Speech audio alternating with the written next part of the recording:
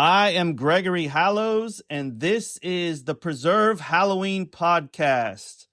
On this podcast, we're going to continue our journey into my favorite Halloween music. This one is going to be about one of the biggest symbols of Halloween, full of superstition, full of symbolism, and it's just one of the best iconic symbols of Halloween ever, the black cat.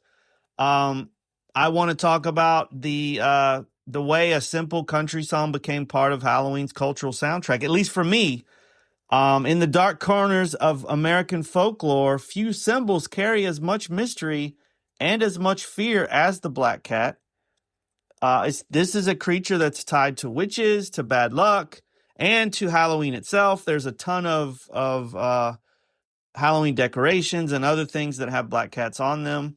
But in the early 1950s, one country singer took that superstition and took all of that lore and turned it into a country song that I absolutely love. It's a new song to me, but I've added it to a bunch of my playlists this year. This song would quietly become one of the most enduring Halloween tracks in country music history. This is the story, like I said, of Black Cat and the man who brought it to life. This man's name is Tommy Collins. Now, this song, Black Cat, might not be widely known to a lot of people or to anyone that's making Halloween lists, and that's why I wanted to spotlight it. Its roots go much deeper than just Halloween. But before we delve into the song and what it's about and everything about it, we need to understand the man who wrote it. Tommy Collins was born Leonard Raymond Sipes in Oklahoma in 1930. But like many artists of his era, his story would take shape in California, specifically Bakersfield, in the Bakersfield Sound. But let's go a little bit deeper into the artist himself. Tommy Collins has a very interesting history. Like I said, he was born Leonard Raymond Sipes just outside Oklahoma City in Oklahoma. He spent his entire childhood in Oklahoma, where his father worked for the county. As a child, he began to sing and write songs, and he would eventually appear on local radio shows. Following his high school graduation, he attended Edmond State Teachers College, where he continued to perform music. And during this time, he made a handful of singles for a record label named Morgan. And in the early 50s, he was also in the Army. But the turning point, I think, of his career and of his, musical life, he moved to Bakersfield with his friend, get this, his friend Wanda Jackson. Now, if you know anything about me, I love Wanda Jackson. She's one of the best rockabilly artists ever. He moved to Bakersfield with Wanda and her family, but the Jackson family moved back to Oklahoma, and they left him there. Old Tommy got left in Bakersfield by himself. But in a short time, he started making friends, and he made a lot of contacts in the city, and he became friends with a very influential artist named Ferlin Husky. These guys roomed together, and after recording a handful of Collins songs, Husky convinced his record company, Capitol, to offer Collins a record contract, and he signed to that label in June of 1953. And at that time, he adopted the stage name of Tommy Collins because he thought it would sound more commercial than Leonard Sipes, and he's absolutely correct. Capitol and Collins immediately assembled a backing band, which, amazingly, this guy's history is insane. His backing band included a unknown guitar player named Buck Owens. If you know anything about country music, you know all these names: Ferlin Husky, Buck Owens, two huge, very, very influential artists in country music. He released an unsuccessful single, and then he released a song that became a huge hit in 1954. It spent 7 weeks at number 2 on the country charts. This song was called "You Better Not Do That." Since that song was a success, he decided to pursue novelty, lighthearted kind of hit making, and it worked. Between fall of 1954 and the spring of 55, he had 3 top 10 hits. And in the fall of 55, he put out a double-sided single, I Guess I'm Crazy, and You Ought to See Pickles Now, which both reached the top 15. So he's, becoming a hitmaker. And he also began writing songs for other people. He was on the road to success, but here's the thing. It stopped as soon as it started, almost, because in 1956, Tommy had a conversion to a religious conversion, and much of the material he recorded from then on was sacred music. Some of them were with his wife, Wanda Shahan. And then in 1957, he enrolled in the Golden Gate Baptist Seminary, and he intended to become a minister. 2 years later, he became a pastor. During all of these religious teachings, he still was signed to Capitol Records, but the label didn't care about his career, and he didn't really care about his career either, so he had absolutely no hits. And then when his contract expired in 1960, he just stopped recording and went to Sacramento State College. And for the next 2 years, he just was a college student. So then, let's go a little bit further. In 1963, he was unfulfilled by the ministry, so he left the church and headed back to Bakersfield, and he wanted to re-enter the music business. Capitol agreed, and they re-signed him in 1964. And with the help of Johnny Cash, the Man in Black, Collins switched labels and signed with Columbia in 65.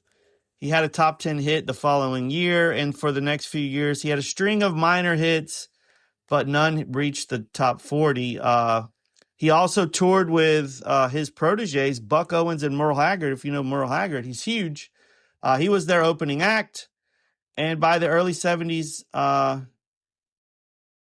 Tommy Collins' personal and professional life was on the verge of collapse because he became dependent on drugs and alcohol. In 1971, his wife filed for divorce, and Collins went into a deep depression. He began to recover from that by writing songs, many of which were recorded by Merle Haggard, including the 72 number 1 hit single, Carolyn. In 76, Collins moved to Nashville, and he signed a contract with Starday Records. Later that year, he released an album of songs that he had written but had never recorded himself. So after that album came out, he basically just became a songwriter. In 1981, Merle Haggard had another hit with Leonard. That was his tribute to Collins. And after that release, the spotlight was turned to Collins, who was now sober, thankfully. And he signed a songwriting contract with Sawgrass Music and put out a hit. His most notable success was a top 10 hit in 1984 called New Patches. Through the 80s, he kept a low profile. He continued to write songs that were recorded. And, he became a songwriter, and then he died at his home in Ashland City, Tennessee, in 2000. So that is a little bit of a history of Tommy Collins. So let's get back to our song. Now, like I said before, Tommy grew up after Oklahoma moving to Bakersfield. Now, Bakersfield, if you're a music buff like me, Bakersfield is not just a place, it is a sound. The Bakersfield sound emerged in the 50s as a reaction against the polished orchestral style that was coming out of Nashville. Instead of strings and smooth vocals, Bakersfield artists were known for electric guitars, honky-tonk rhythms, raw emotional storytelling. And Tommy Collins was one of the earliest people that followed that formula. Of course, he got his big break when he signed with Capitol, like I said. His early songs were very funny and clever, sharp, but they were unique in their storytelling. And unlike many country artists at the time who just sang about heartbreak or love or things like that, he wrote character-driven songs with personality, songs that had a narrative, and they felt like they could be made into a short film, right? And that instinct, that storytelling that he did was very critical when he recorded Black Cat. Now, Tommy's a songwriter. He influenced artists, like we said before, Merle Haggard, Buck Owens. Merle Haggard considers Tommy Collins one of his biggest inspirations, and that's very important because Merle Haggard would go on to define an era of country music. So Tommy Collins helped shape the sound of country music itself. So his song Black Cat, which, was not a major hit, was not, I just think it's a really cool song. It was released in the early 50s, and this was a time when superstition was very important in a lot of people's lives, especially in rural communities. Black Cat as a bad luck dates back centuries, right? That's something that's been around forever. And long before this song, black cats had a reputation. In European folklore, they were associated with witches, they were familiars, they were considered omens of bad luck. And by the time these ideas reached the United States and America, they had evolved into something even more deeply embedded in culture, especially in the South, where superstition is rampant and often blends with religion and oral storytelling and rural traditions. So, when Tommy Collins recorded Black Cat, he wasn't just writing a novelty song. He was tapping into something ancient. These are things that have been passed on and told about for centuries, right? Black cats. And the song itself is very simple, but it's effective. A man encounters a black cat. Things start to go wrong. It's funny, but it's also rooted in belief. To make this stuff work, you have to believe in it. And the song itself it's funny. It's about, it has folklore. There's cultural truth. So that is a very good formula for a hit song, right? And country music has always had relationships with superstition. There's songs about luck and fate and omens and signs. And, that's just songwriting in general. But Black Cat itself, it stands out because it's focusing on just the black cat. It builds the story structure is built around the black cat. So this was really Halloween music before there was Halloween music, because in the 50s, there was no such thing as Halloween music. There was not like now. There's playlists full of Halloween music and themed radio stations and streaming categories. You could type in Halloween music and you get a Spotify playlist, right? A lot of our friends make Halloween playlists all the time. So we seek those out because we're looking for something new all the time. But there was no defined musical identity of Halloween music at this time. There were songs that would become important, like this one, Black Cat, because they helped build that identity when there wasn't one. Like, they built it from scratch. So very, very important, I think. This song's place in Halloween culture, maybe you've never heard of it. Like I said, I stumbled upon this song because I'm constantly looking for new Halloween music, because I absolutely love it. I listen to it all the time. And this song fits because the title and what it's about, it's not necessarily a Halloween song per se. And I mean, I'm very picky when it comes to Halloween movies, but with Halloween music, I'm kind of a little bit more lenient, because if I wasn't, there would not be as much. There's a lot of horror themed music, but Halloween specifically, maybe not so much. But I think the song's good because the black cat is such a symbol of Halloween itself. And it works for Halloween music because it taps into folklore. It uses humor, which I think's great. I love humorous Halloween music. It's accessible across generations. This song will continue on forever, as long as somebody's still out there trying to find it. It's not scary. It just reminds you of something that you already know about. And that's the fun of it, is when people think of Halloween music, of course, we always go back to Monster Mash and Thriller. But those songs were much later. Black Cat, well, not much later. Monster Mash wasn't, but Thriller definitely was. But this song laid the groundwork for Halloween songs in general. So, like, we do find those songs in the 20s and 30s and 40s and things like that. But again, those weren't necessarily Halloween songs per se. And I'll get into some more of those much later. I have a lot of songs. This theme that I'm on right now for Halloween music is going to take a while because there's so much that I enjoy. So the Bakersfield sound meets Halloween, and this is where it's interesting because the Bakersfield sound has its own formula.